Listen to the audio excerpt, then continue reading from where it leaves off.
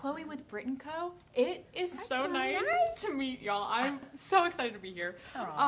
And to start off, it's been almost 2 years since we got the last season of Girls5eva, which is crazy. That is a lot. That's crazy. Was there anything that surprised you about your characters when you kind of came back this time? Oh. Well, we filmed it a year ago, and it did feel at the time like it had only just been almost a year from when it came out, right? So it didn't feel like so long for me personally.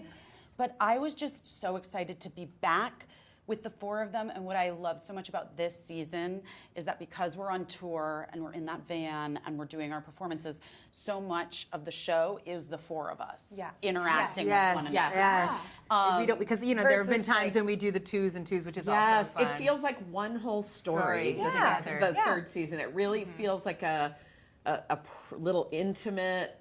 I love it. Yeah. I actually was surprised that we started the season somewhat successful. I thought that was pretty wonderful. That, you know, they always do a little jump cut every year, and I feel like every season there's a jump cut. Like season 2 starts with they have a record deal, you know.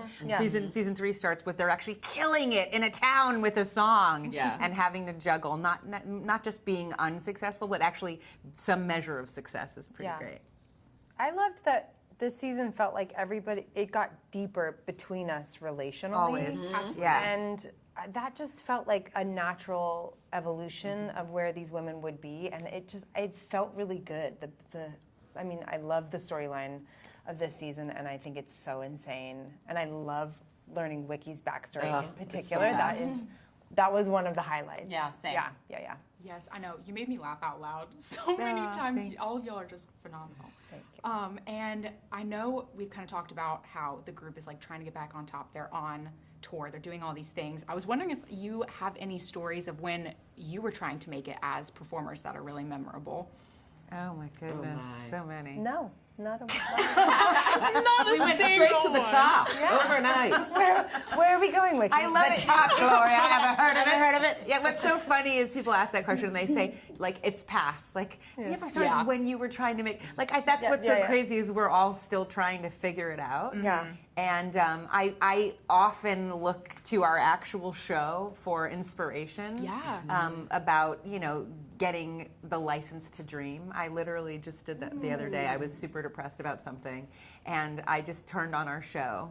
And I felt like, no, it's okay. It's okay to be a woman of this age having a dream about something. It's okay to ask for more. It seems absurd to do.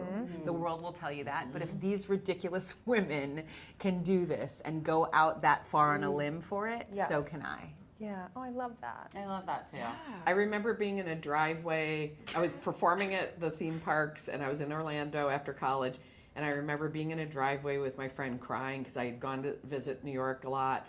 And I just wanted to, you know, I was a musical theater or just theater person.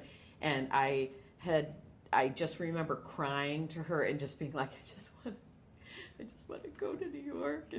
And then a couple months later, I got SNL as a writer. And the fact that I put that in the air and then that happened, like, made me believe for the rest of my life that there is always some magical thing that you never think is going to happen.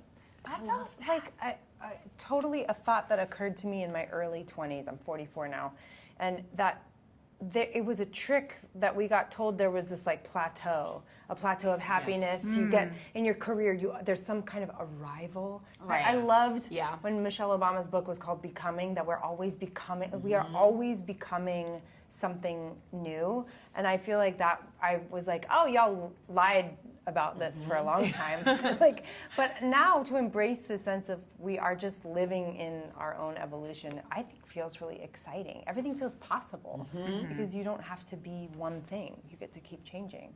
I think that and you get to write it. That's the other thing. Is and then we get to you don't have to wait for somebody to pick you. That believe that too, which is so fun because we're really living our lives through these characters. Totally.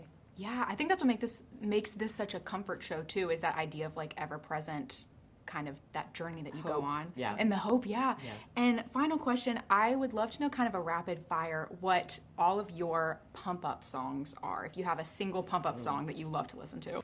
Oh my gosh. I feel like it changes for me. I I get very into a song and then I just have to listen to it on repeat for a period of time, get me going. Well, and then it moves. Like the idea of a pump up song, sometimes it's not just like I immediately went like this, but I'm like, sometimes it's actually just a song that for whatever reason just moves you. It's like, it could be a ballad, that could be the pump up song. Or there's this song recently by a band called PD, and I can't say but it's the Freedom to F Off is the title of the song. And like, I really listen to that song sometimes when I'm like, yeah, that's what I'm looking for. Just the freedom to like, just not do anything for a day. I love that. Just like, ugh. Yeah. I used the song Golden by Jill Scott a lot back in the day, and I used to dance in my bra and underpants. And then wait, what's that? I'm also really like when I did my first TV show that I wrote, and Brave. Brave. For sure. Drop the microphone. Brave. Wait, but then also, my friend Emily King has this wonderful song, and it's called Good Friend. If there's something I need I don't already have, I know I'll get it from a good friend. Oh yeah, I love that song. That's amazing. It's the best song. I just came in on that. Come on, Sarah. One more line and we're in. There's something I need I don't already have. I know I get it from a good friend. There's something I need I don't already have. I get it from a good friend. I don't know. That's it. But yeah, that's it. I love that. We're doing it. We're in. Incredible. We love it. Thank you so much. It was so lovely to meet y'all. Congrats on the show. It's phenomenal. Thank you so much.